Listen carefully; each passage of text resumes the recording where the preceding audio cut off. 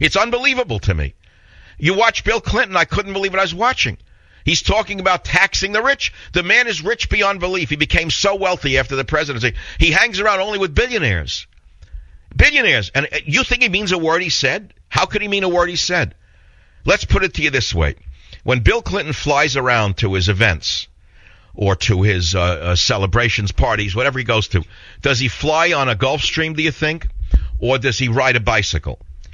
How do you think he gets around? He gets around in his friends' airplanes, as anybody would if they had a friend with a Gulfstream. Wouldn't they? I mean, isn't that how it works? How stupid are people? Are they that dumb? They can't see through the charade?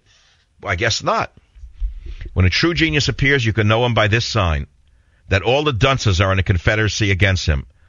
Jonathan Swift. Let me read it again because you probably missed that in multicultural studies. You probably didn't read Jonathan Swift. You probably read Fidel Castro. But let me read Jonathan Swift's one-liner again. When a true genius appears, you can know him by this sign, that all the dunces are in a confederacy against him. That was Jonathan Swift. Okay? So, there it is.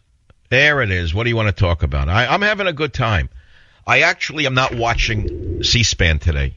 I've turned it off. I could care less what the communist in chief says tonight. I watched Clinton. I was disgusted to think that a country would cheer a man who did such damage to the country. We used to call him Caligula when he was president, remember? We haven't forgotten. Those of us who know who Clinton really is called him Caligula. This one man degenerated the sexual mores of the entire Western world. Let me repeat that. This one single man, Bill Clinton, degenerated the sexual mores of the entire Western world. You remember when he got up and he said, I did not have sex with that woman? It wasn't the act of sex that was so ugly. It wasn't the fact that he was married and had sex with an intern that was so ugly. It was the fact that his lying about it by saying oral sex is not sex was so ugly. It destroyed the minds of the young. And so I don't want to go into details, but I learned through some very serious sociologists and doctors that one line, declaring oral sex not sex, degenerated an entire generation of young people. Do you know that? They actually don't believe that such an act is actual sexuality, all because of Caligula Clinton. So when I watched him speak last night, I was shocked that they rehabilitated this man and turned him into some grandfatherly figure as though he was all good and there was nothing tainting his past. Do you remember this man's past? So him embracing Obama is symbolically quite accurate. It's amazing to see them embrace each other.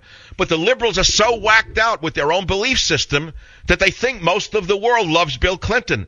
They don't understand that most of the people in the world who love God detest Bill Clinton. And it's only those who spit on God, spit on the family, spit on the church, that think Bill Clinton is a great guy.